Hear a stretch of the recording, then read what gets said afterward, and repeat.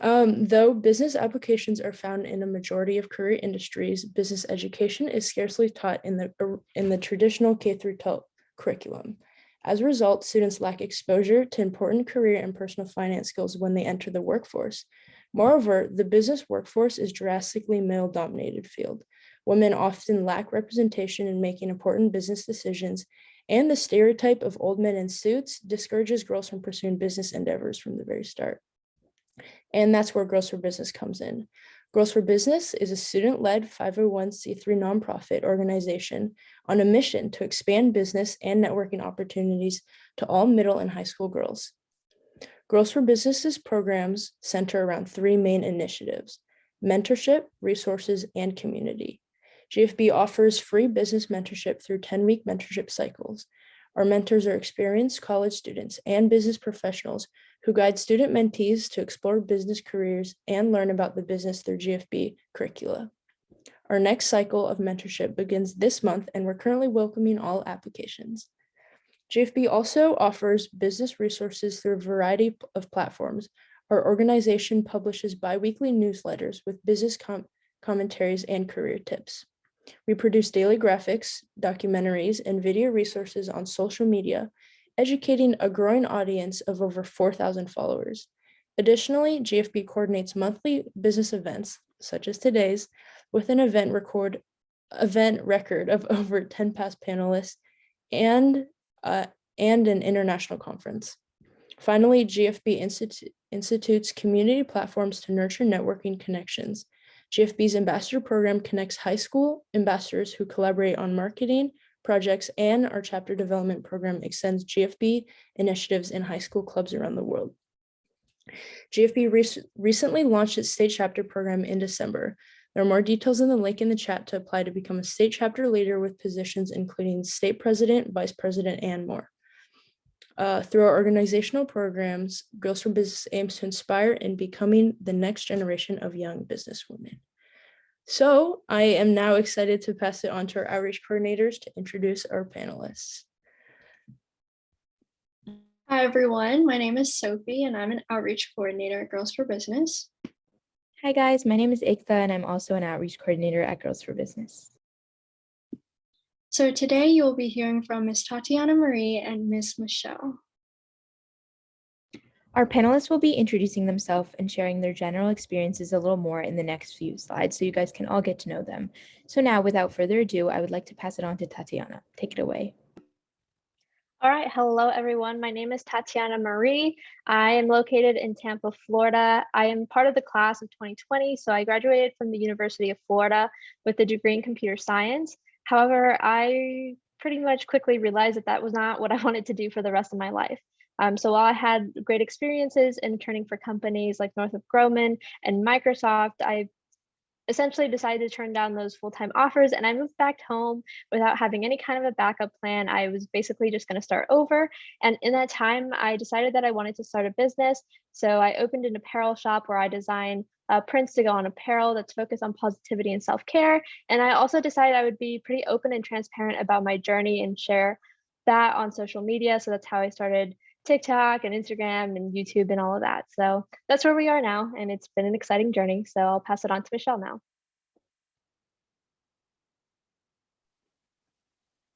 Hi everyone, I'm Michelle or 𝐤𝐴𝐿 on YouTube and Instagram. I'm still in school, so I'm a third-year psychobiology student at UCLA. I started my YouTube channel during quarantine at the start of it, and right now it grew to 50,000 subscribers. My channel is focused around college studying, student lifestyle, and romanticizing daily life. In my free time, I like to watch K-drama and anime, listen to true crime podcasts, and spend time with my sisters. Thank you so much, Michelle and Tatiana. Now that both of our panelists have introduced themselves a bit, we will be transitioning into our panel discussion, where Tatiana and Michelle will delve deeper into their personal and professional experiences, as well as some unique perspectives. Okay, we will first be starting off with a couple of the most frequently asked questions and requested topics from you guys from our RSVP form. Our first and most frequently asked question is, how did you start YouTube and what do you use to edit your videos?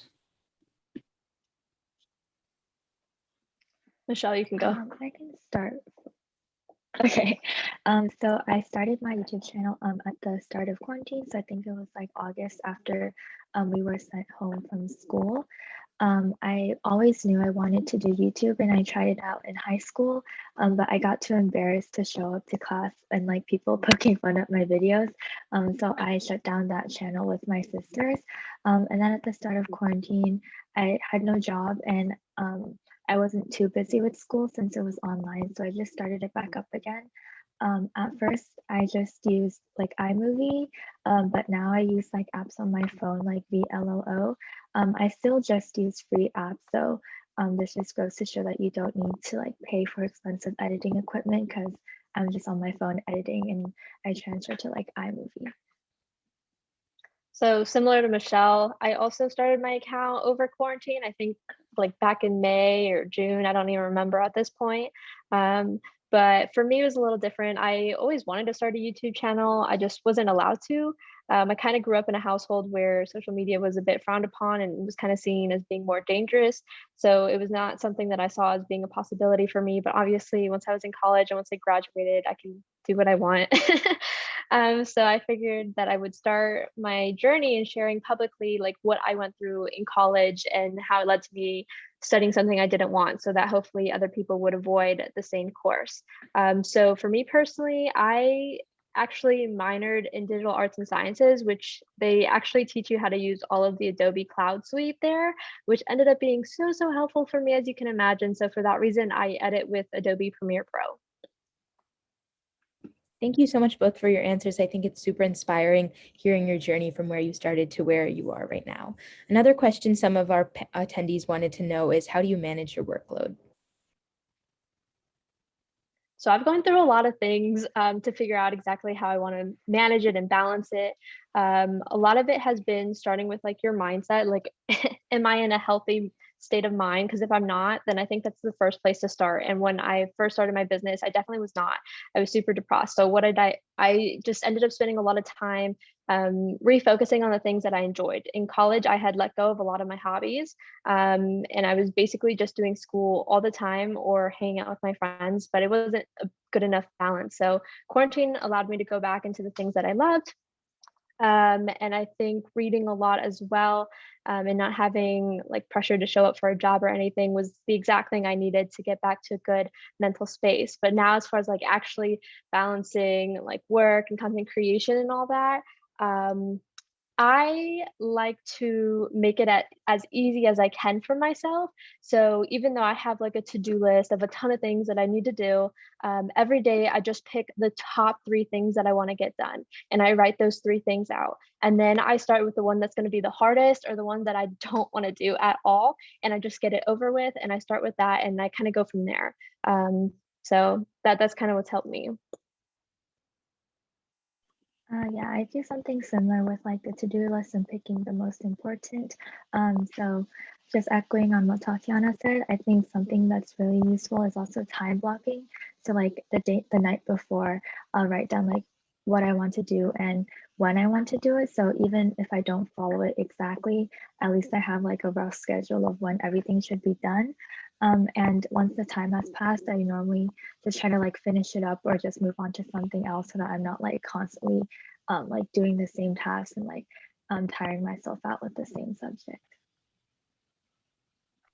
Yeah, those are some super great tips for how to manage your time wisely and balancing your different workloads and stuff. Our next question is, what are the hardest aspects about content creation? Michelle? I can start, yeah. I think one of the hardest things, everyone says this on social media, but not getting too caught up in the numbers. YouTube started doing this thing where they like rank your videos and they'll say like, oh, this one's not doing so well, maybe change your thumbnail, or like compared to your last 10, this one's like 10 out of 10. And 10 out of 10 is like, it's doing the worst out of the 10 videos. So I think that like new implementation of YouTube, it really gets to your head when you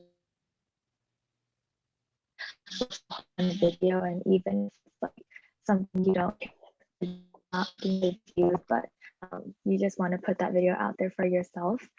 It's really hard to like see that YouTube's like ranking your videos. So one thing is definitely the analytics, and I've been trying to like ignore that and just make videos that I think will help people and really get like a good community going around my channel. I think the second hardest thing is just figuring out if I'm like doing something because I want it to like vlog it and monetize it, or if I really want to do it. And I think YouTube has it integrates well into my life because I'm just vlogging my day-to-day life at home and at college. But sometimes I'm like, oh, am I like going to this cafe because I really can't study at home and I like want to go out, or am I just doing it because I like want to film content out of it? That's a really good point. I think for me, one of my least favorite things, or I want to say it's one of my least favorite things, it's one of the things that I have the most trouble with is just consistently showing up and producing content. Because even though it's something that I do enjoy, it's always like, oh, is this actually good enough to post? Or is someone actually going to take value from this? Or also, I have to like show up every day. So do I feel comfortable maybe not looking my best, but still showing up online? That's something I think that's been very difficult to get over, as well as the idea of getting over the fact of like creating in public. I don't think I've been able to master that yet. So it's really easy for me to be in like my house and in my room and filming all these videos and taking the pictures, but actually like going out and doing it with your friends is a little bit different. Because the other thing is like I want to be in the moment. I don't want to take away from it, but at the same time, you want to document it and you want to share with your audience in order to have that open dialogue with them. So I think that's been one of the most complicated things that I'm still trying to get through.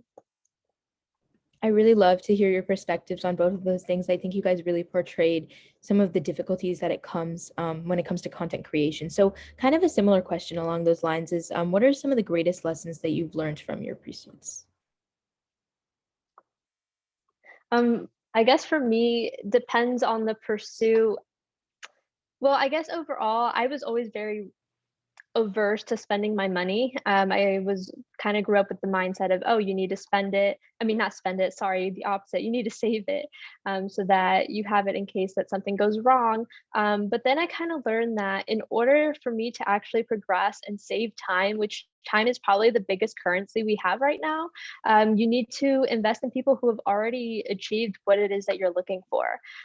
So I have this mindset of where like I only learn from the best. So these are going to be people that I want to live the life that they have, and I see that they have authority and expertise in this, and they're not just doing it to make money. Because I think you see a lot of coaches nowadays where they actually have no experience with their own business, and here they are saying, oh, I can help you make 6 figures a year. So that's not something I would trust. But the people who have already achieved what I want, those are the people that I spend my money on and the courses that I buy, and that's really expedited my growth and just helped me so much. So that's, I think, something to be aware of, is that sometimes spending money on the right things is actually worth it. Yeah, I think for me, with my YouTube journey, I think I learned that you don't need to like put money to start something, and you can really learn like anything if you put your mind to it. So when I started YouTube, I like knew how to like edit here and there, but like thumbnails, like monetization, like how to negotiate a sponsor, that all just comes with practice. So it's okay to like make mistakes and like experience some failure so that you know not to do that again.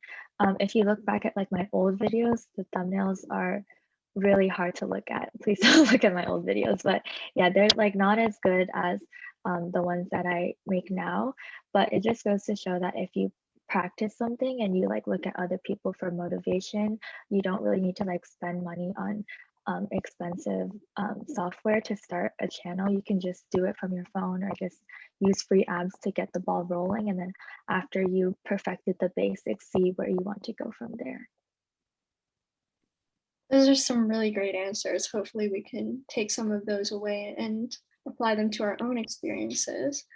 And our next question is actually a little bit more geared towards Tatiana. So how do you balance running a business with school and content creation? Yeah, okay, so I guess there's a lot that goes into play with it. again, I say like it's a lot of like mindset things. Obviously, you're not going to be able to have a perfect week every single week. There are going to be some weeks that are heavier than others. So I say if one week is like really, really heavy with school and you do have to give it your 100%, do that. It's going to be exhausting. But then first of all, look at it from like a zoomed out perspective. What is one week in my life compared to the rest of it? It's going to be pretty insignificant in the long term. So it's like, okay, I can get through this week. Also, reward yourself. If you are having a hard week, reward yourself the next week by purposely having in your schedule something that's you're going to look forward to. You're going to make more time for friends. I do think it's really important to not get so caught up in this hustle culture, because yes, you want to be dedicated to your craft, and yes, you want to find success, but you don't want to burn yourself out, because if you burn yourself out, you're not going to get anywhere. So it's important to find that balance. And one of my like favorite things to do in order to keep it balanced is to incorporate those hobbies or those extracurriculars into my schedule. So maybe that comes in the form of me taking a course on one of my hobbies that's completely unrelated to my major. Or for instance, I joined a dance club in university. Do I know how to dance? No. But did I want to learn? Yeah. So I did that, and that was like a weekly or bi-weekly thing for me, which I included into my schedule. So then it became something fun that I had to do because it was already time blocked in there. So that's kind of what's helped me. And also when it comes to friends, let's say you want to hang out with them, but you don't have as much time that week, do something productive with them. My roommates and I, we used to go to the gym together, which was like a great time to kind of catch up, but also like have something productive going on, or go like run groceries together, just kind of get creative in that respect. Yeah, I think like the word balance is really hard to define. Of course, like balance is different for everyone. For some people, that's like working and doing social media, but like not sleeping. But I think for me recently, I've been valuing my sleep a lot more. So I think for me, it's better if I'm working late one night and I'm really tired. I prefer to just go to sleep early and wake up early the next day and just get work done. But I think in college, I'm still trying to learn what balance means for me, because when I first moved back to college, I had no balance. I had to focus all my energy in school. And I think at that time it was okay because we were just going back to campus. I had to like move in, get situated with my classes in person, and all my clubs. So I really neglected like my YouTube and social media aspect of my life. But I think it's pretty hard to split your efforts in half, because then nothing will ever get done. So I think it's better for me to just put all my effort into doing one thing, finishing that, getting it out of the way, and then moving on to like editing my video or like editing a post. And then once that is done, go back to like my assignment. So it's not like half effort into every task. Thank you guys so much. I think those were great tips. Michelle, I really like the point about balance and the definition of balance, because I know I can relate to that. And I think especially because there's a lot of high schoolers listening and it can be difficult to manage school and extracurriculars. So thank you guys. Another question was kind of more of like a daily question of like, what is the typical day like for you guys? Michelle, if you want to answer. Yeah, right now I'm still at home. So a typical day is just wake up, make brunch, and then go to class. And then after class, do homework or edit. It's not too eventful right now because I have my classes I have to go to, which take up like the majority of my day. But I guess on weekends, I'm normally hanging out with my sisters. So, I mean, I guess I'm pretty fortunate now that I'm not in school, so the day is mine, and it's allowed me to get a lot more structured and organized. But I think it's also important to realize that this routine that I have is not something that occurred overnight. Like I spent many, many months not having any kind of routine. Honestly, some days I did spend all day in my bed, just like on social media, doing nothing. So this kind of developed over time. But for me, I try to wake up at 8, which is early for me. I'm someone who loves to sleep in. So I wake up at 8, but I stay in bed since I'm not that much of a morning person. And in that time, I like to do a 5 to 10 minute meditation every day. I use the Calm app specifically, or YouTube, which is free and still useful. And then I'll do like some gratitude statements. So I'll just write down a few of the things that I'm grateful for just to kind of get into a positive mindset. And then I'll go and have my breakfast. So I've made this rule where I can't go on social media until after I've had breakfast, which helps me kind of take control of the day as well. And then after that, I have like my set of to-do lists and the 3 main goals that I want to do. And then I tackle them from there. So that could be anything from today I'm creating content, today I am focusing on my personal development courses that I'm taking, or I'm designing, or I'm pitching myself to brands. Every day is a little bit different. My weekdays tend to be a little bit long, so I don't finish depending. It could be like 6, it could be 10.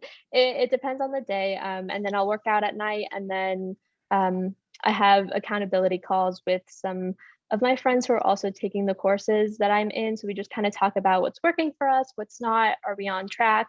It's just a support group mostly. And then I try to be in bed by 11 or 12. And weekends though, however, I've set a very strict boundary where weekends are for me to spend time with my family, with my friends, and just chill, because everyone needs that break. Yeah, it's really nice to hear that aside from content creation, you guys have normal lives too, like you live your normal lives. And I really do like your no social media until after breakfast rule, Tatiana. I think would be a healthy change for a lot of us. It's hard, but it's good. Yeah. So a lot of our attendees are curious about if there are any like business fields or business majors that they can go into if they're interested in entertainment and content creation. So do you guys have any suggestions or advice about what fields that they could go into?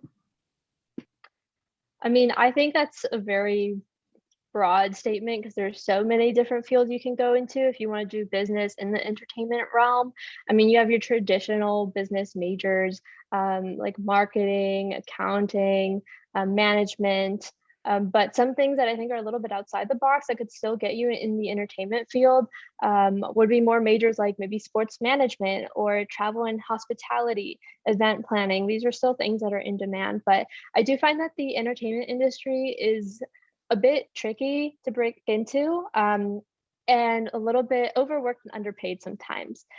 So like if you can get an internship or find connections to help you land that first internship, that's probably going to be like the most important part into breaking into that industry, because I think entertainment is more about who you know instead of what you know. If you're trying to go more the traditional route.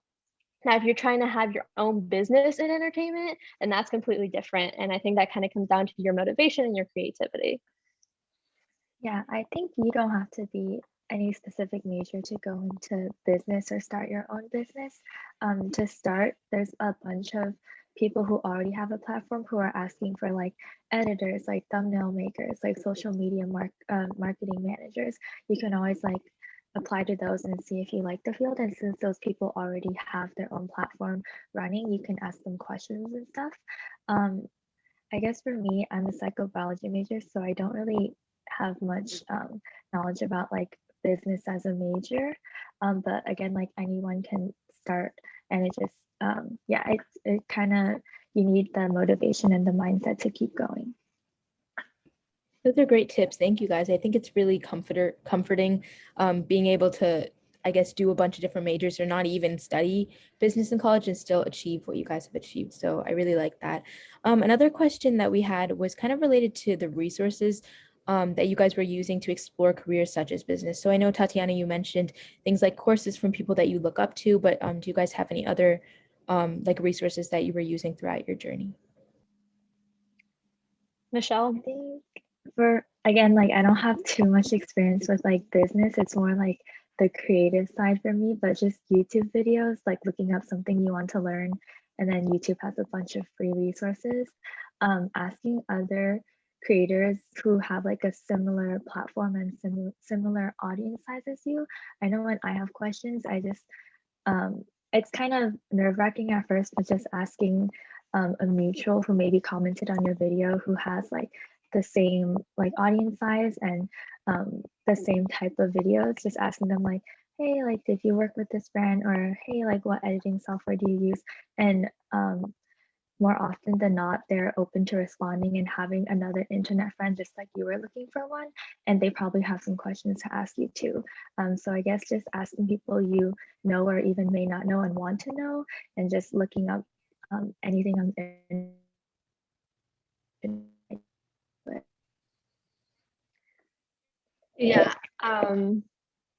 Okay. Sorry. Were you done, Michelle? You kind of froze up, so I wasn't sure. Oh yeah, sorry, I think my Wi-Fi is a little spotty.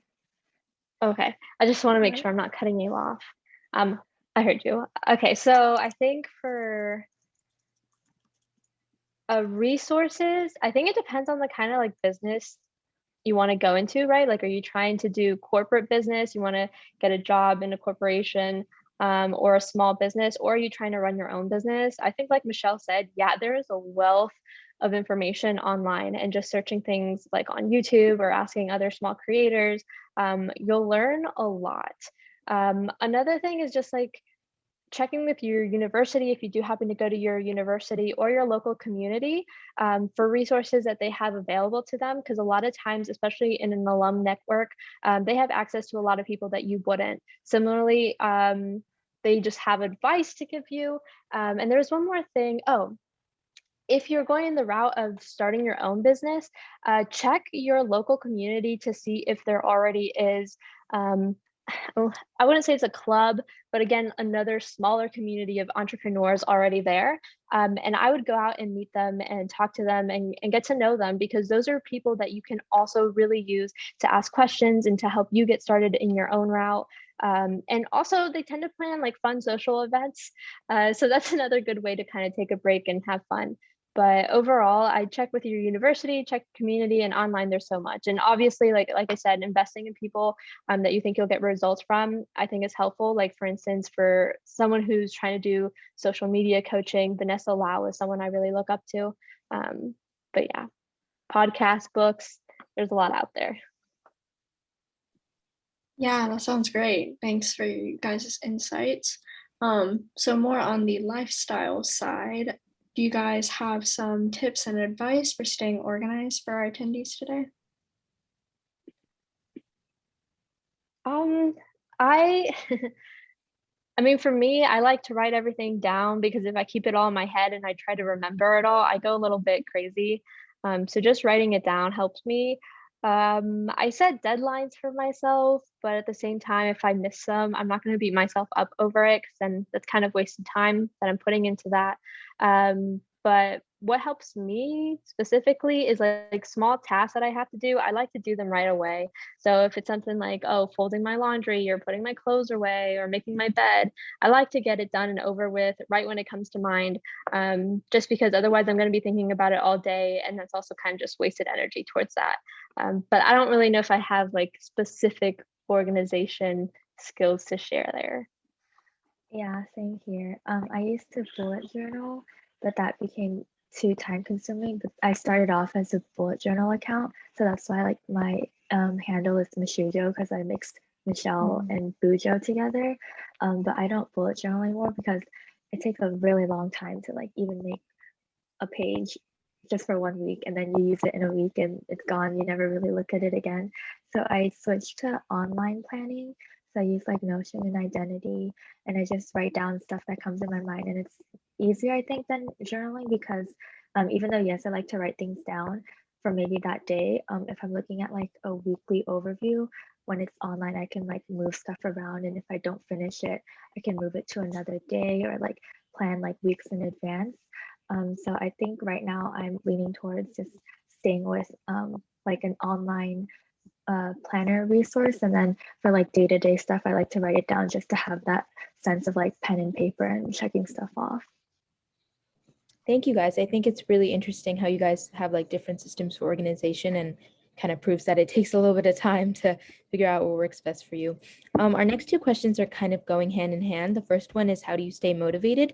And the second one is, how do you limit your screen time? So I think a lot of people, instead of doing what they need to accomplish, will just be on their phone or social media. So do you guys have any tips for those two questions? Michelle, if you want to take it away. Yeah, that's kind of a loaded question because screen time has been a big issue. For me, since I film on my phone, I can't even tell what my screen time is because sometimes it'll be like hours and hours, but I know I also film on my phone. So some days it'll be like 10 hours and I'm like, no way I was on my phone for 10 hours, but it's part of like the job. So you do have to use your phone. Recently, I've been getting back into reading. It's been pretty on and off because I've been trying to find books that work for me, but just conscious kind of like going on the mode, I'll like read or this way, or like I'll take a walk instead of just scrolling on social media. For screen time, they also have a feature that lets you limit your screen time. So I have a screen time on like Instagram and YouTube. So it'll just shut off when I've reached like 2 hours is my limit. And for how you stay motivated, I think I draw in a lot of motivation from seeing other people on like the platform do well and seeing how their different styles, like just seeing, yeah, like how different styles are on this platform. And I get really motivated when I see a video similar to mine and it gives me advice that I didn't even think about. And I'm like, oh, I want to give my input into the world and onto this internet space. So I start thinking of like why I'm doing this and what I really want to put out into like YouTube and Instagram. And I've been seeing a lot online where it's not like you follow your motivation, but you have to like discipline your mind into like getting up in the morning and going at your work, because if you rely on motivation, then I'm never motivated to get out of bed, but like I still have to get out of bed. So just trying to like switch your mindset from like, oh, I'll get up when I feel motivated to like, I have to get up because I just have to get up and get the day going. Yeah, that's definitely very relatable. Same thing with screen time. I wouldn't say that's something I completely have a handle on yet. I'm working on that myself. I hate seeing that number rise. So for me specifically, like I said, I'm trying not to check my social media until after I have breakfast, which is one thing. But another thing that I recently started doing is I turned off the notifications for my Instagram, just because I found that whenever something popped up, I just kind of kept wanting to go back and see what other people were doing. But if I don't have these notifications, the urge to check Instagram is much less. Obviously, I'm still going on there and looking at other people's posts, but it's not as often. So I found that that's helped me. Another thing, especially if you're going to be like a content creator, I saw this other girl mention it in a TikTok, and I think it really resonated with me. And she said, create more than you consume. So just stop like going on Instagram and looking for inspiration all the time, because there's a point where you kind of have to stop and say, okay, it's time for me to create. What do I feel like I want to create? And what do I think I'm not seeing there? Like what kind of content would I want to see if I were the audience? So I found like having those things in mind has really helped me minimize screen time and focus more on production quality. Now, as far as staying motivated, that's also a tricky one. Like Michelle said, I do think it comes down to discipline sometimes, but two things that help me is one, taking breaks. I'm really into mental health and prioritizing that. So if it's not something that's feeling right, try to find other ways to make it better, because I know sometimes you can't get rid of it. I mean, school is something you got to do, unfortunately and fortunately. So like take breaks and try to go easy on yourself. And one thing for me when it comes to content creation specifically is figuring out what keeps me going. And for me, like I love to learn and I love to continue growing. So as long as I am continuing to do that, then I am enjoying what I'm doing. So for me, that's investing in courses, that's listening to audiobooks and podcasts and watching YouTube videos and other creators who are succeeding. So I think for you, like if you're finding that you're creating content and you're not getting as motivated, then see, okay, what parts of the content that I'm creating am I not resonating with as much anymore? And how can I kind of shift it towards something that I am really excited about and I do want to create a ton more content on? Nice. Those are some really great responses. I think we all struggle to a certain extent with screen time and social media. So since we're a little bit past our halftime, we're actually going to open the floor up to live questions from our attendees. So now is the time to ask our panelists any questions you may have in the Zoom chat. And if you want, you can unmute yourself too to ask them yourselves.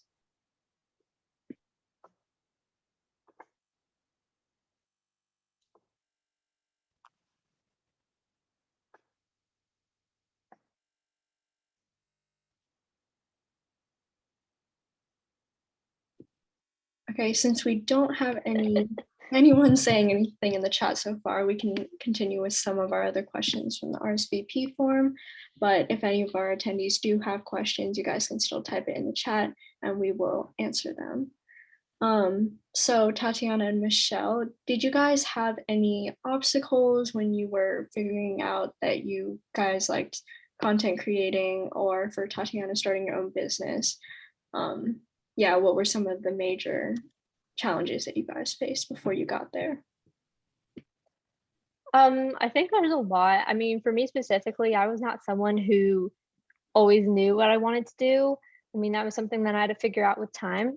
So first of all, that took a lot of time, obviously, like 21 years of my life until I figured out a way to monetize it. And I think that's something that frustrated me, is that I didn't know of other career options than what was traditionally presented to me.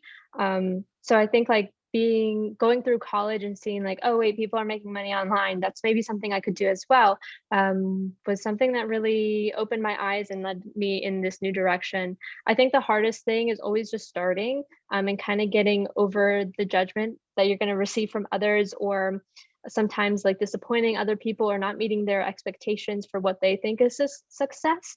I think that's probably one of the most difficult parts, because obviously you're still learning. You're going to go through imposter syndrome. It probably will never go away.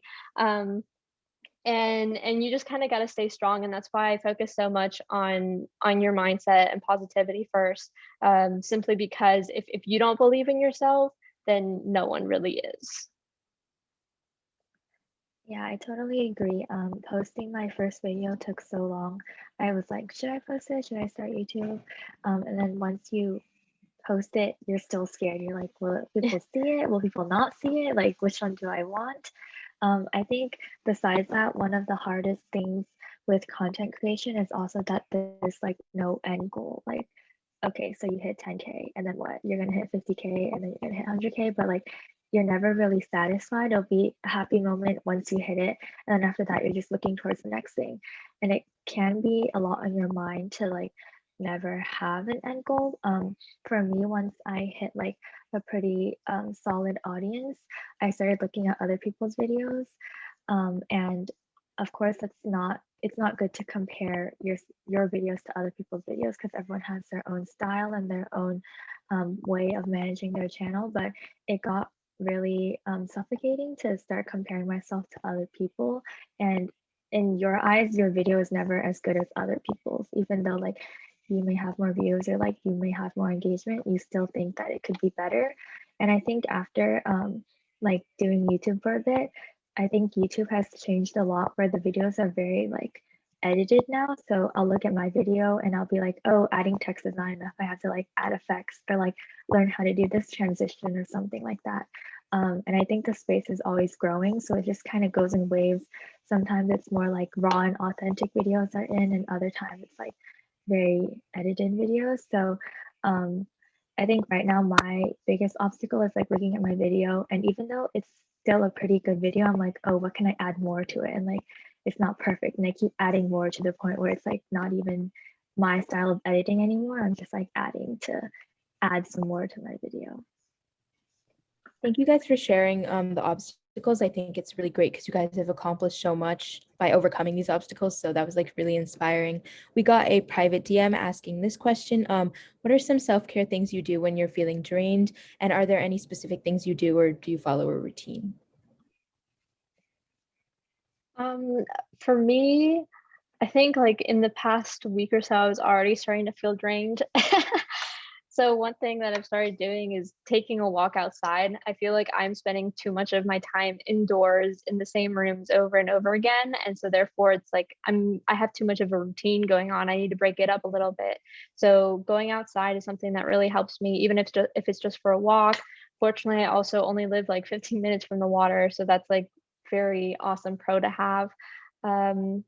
Drink tea. I love drinking tea. It relaxes me. Meditating has helped so much. That's a practice that has also taken me time to get into, because it's not really, I don't know, it was something I didn't really understand in the beginning. I'm like, I don't understand how to do this, but now it's something that I really enjoy.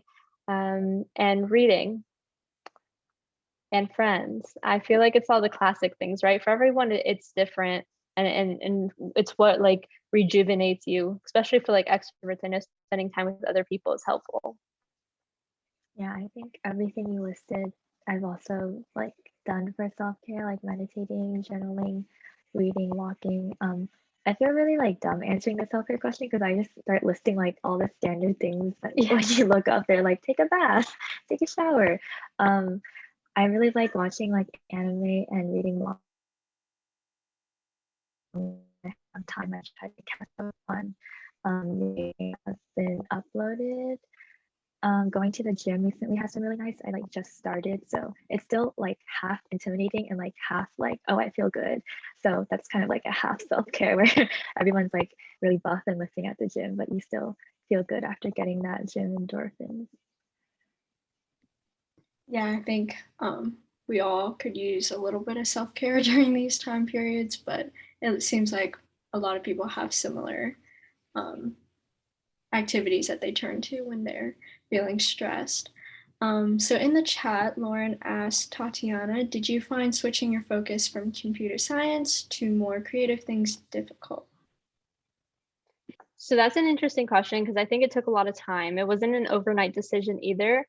So I left, like I graduated with a degree in computer science, but then I left any kind of future in it after I declined my job with Microsoft, and I moved back home without really any kind of a plan.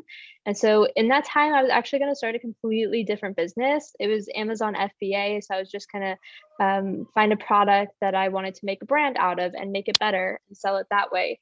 So that wasn't really anything creative. It was kind of more for me to understand how the business world works. And then I think I was waiting for some time for a bank statement that I needed in order to open my Amazon account. And in that time, I just started drawing. I started drawing a ton just because I used to do a lot of art in high school. But like I said, in college, I stopped doing everything. So I started drawing people. And then I did this one like collage of female figures. And then my friends started asking me for prints. And I started selling them. And that's actually how I found my apparel business now, which was print on demand, where I could just focus more on the design. And then I have a separate fulfillment team who actually helps me print them on the t-shirts and send them to my customers. So it really allows me to be artsy. And I think one thing to be aware of though, is that sometimes creative jobs can burn you out a little bit more. So it's about finding what is something creative that you enjoy that also isn't going to take the fun away from your hobby. So originally, I was just going to be an artist, a straight up artist, taking commissions, doing paintings and pencil drawings and portraits. And then I realized, oh my God, this is so much work. And I don't think I could do this for money for the rest of my life when I don't feel like drawing. And that was when I was like, okay, I need to pivot. I still want to do something creative, but maybe it's not just art. I want to keep art a hobby. And that's where more like design came into play, photography for content creation. These are things that I enjoy doing all the time. Thank you so much, Tatiana. I really enjoyed just like listening to your story because I think it just proves that like if you have a passion for something, you should definitely go ahead and do it. And I know you like were talking about the different challenges and different routes you were planning on taking. So I guess it's just like fate, how it all worked out. So I really like that. If you guys have more questions, you can definitely continue to drop them in the chat. But for now, we'll go back to some of our RSVP questions. So one of the other questions we got was, how can you guys stay positive under a lot of stress? I think in the past, I used to have a lot of a healthier mindset, but since going back to college, it has been honestly very difficult to keep like a very positive mindset because you're just such in a competitive environment. But for me, I just kind of take it one step at a time and think bigger picture. So I ask myself like, okay, like let's say I do like fail this test, what's the worst that can happen? And then like if I fail this test, I might not like pass my class. What's the worst that can happen? And then when you keep going down that like, what's the worst that can happen route, you realize there's always like a backup option, or like the worst that can happen is not that big of a deal in the long run. So I've just kind of been trying to like keep that mindset of like, what's the worst that can happen to me? What are they gonna do to me if I don't do this? Or like just taking everything more lightheartedly. And even though in the like in the time being, it's very stressful, and there's like a lot of deadlines and stuff. Just realizing that like this is such a small portion of your life that whether you do well or you don't do well in the future, you're not going to remember like, oh, remember that one day and that one week in college when I like failed my paper. Like you're just going to think it's a funny story later on. So just realizing that not everything is as big as a deal as we make it up in our heads. Yeah, I really couldn't have said that better myself. If it comes to like more workload stress and like project stress, I try to avoid talking about that stuff with other people in my class, maybe who have the same project, just because that's going to stress you out more when they're like, oh yeah, I've already completed this much, or this was easy for me. And you're just like, okay, well, I cannot relate. And it just adds more like pressure. So that's one thing I try to avoid. And I also find that I work really well through like a reward system. So it's like, okay, if I get like through reading this page, then I can, I don't know, have some coffee, or if I finish this, then I can go online for like 10 minutes. I think breaking it up into smaller goals is super helpful. But at the end of the day, also like if you do feel overwhelmed and you just need to cry it out, like cry it out. Let the emotions out, because it's not going to do you any good holding it in either.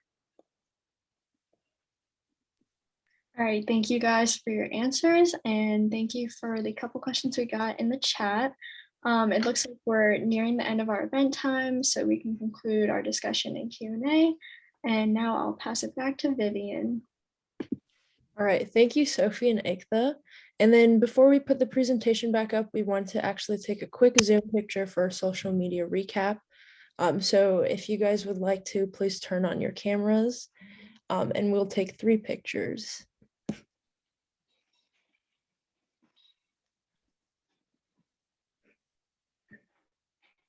Will you give us a countdown so we can smile? I will count to 3 and then we can all smile. All right. Thank you guys for turning on the cameras as well. All right, 1, 2, 3. And we can take another one. 1, 2, 3. And then maybe for this last one, we can do something fun. Maybe we can all do like hearts or something. So 1, 2, 3. Perfect. Thank you guys. And then also, if you guys would like to be tagged in the Instagram recap at Girls for Business, or if you'd like to just connect with other event attendees from today, feel free to leave the Instagram handles in the chat. All right, moving on to the next slides, we have our featured panelists' contact information. If any of you guys would like to reach out later or have any more questions that we couldn't get to today, you can reach out via email or connect with them on LinkedIn. So feel free to take a picture of this slide. All right, and also be sure to follow us on all our socials or stay updated with all GFB content. We have a lot of cool content planned for all of our social media accounts, so be sure to follow us there if you haven't already. For more content on the latest business news and helpful business tips, check out our other socials at Girls for Business on Instagram, LinkedIn, and our website at girlsforbusiness.org. We know that this slide includes a lot of links and account profiles, so be sure to take a picture here and refer back to it later.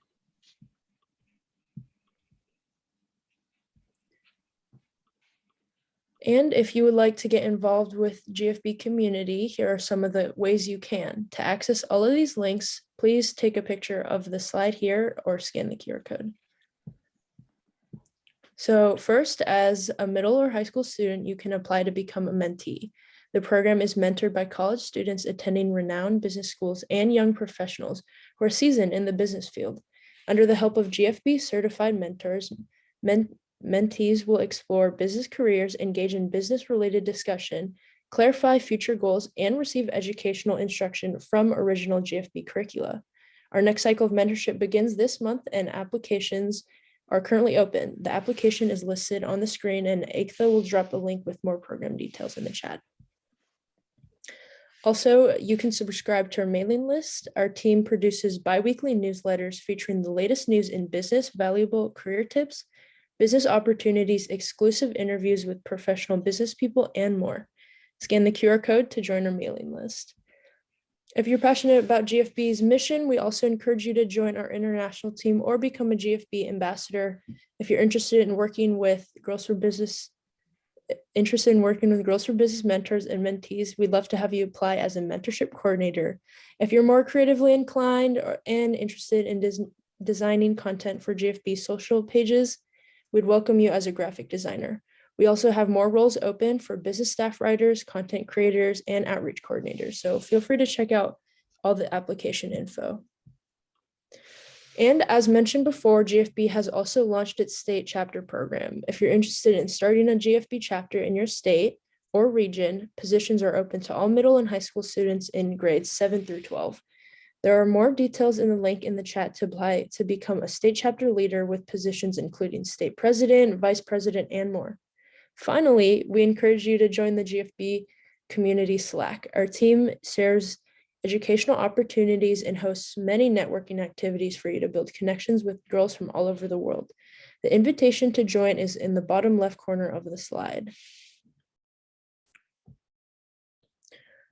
All right, and that brings us to the end of New Year, New You. Thank you so much to both of our panelists for coming out today and sharing your business experiences with us all. We learned so much from you, your experiences, and your different areas of expertise. So thank you, Tatiana and Michelle, for taking the time out of your day to speak today. Additionally, a huge thank you to all of our participants for taking the time to attend this event. I hope you all had an amazing time today, and we hope to see you again in the future Girls for Business events. And if any of you have additional questions or suggestions for Girls for Business, please feel free to stay behind for a few minutes and we'd love to chat. Or you can fill out this feedback form that we'll put in the chat. For everyone else, thank you and have an amazing rest of your weekend. Bye, everyone. Bye, thank you to everyone as well. Thank you, guys.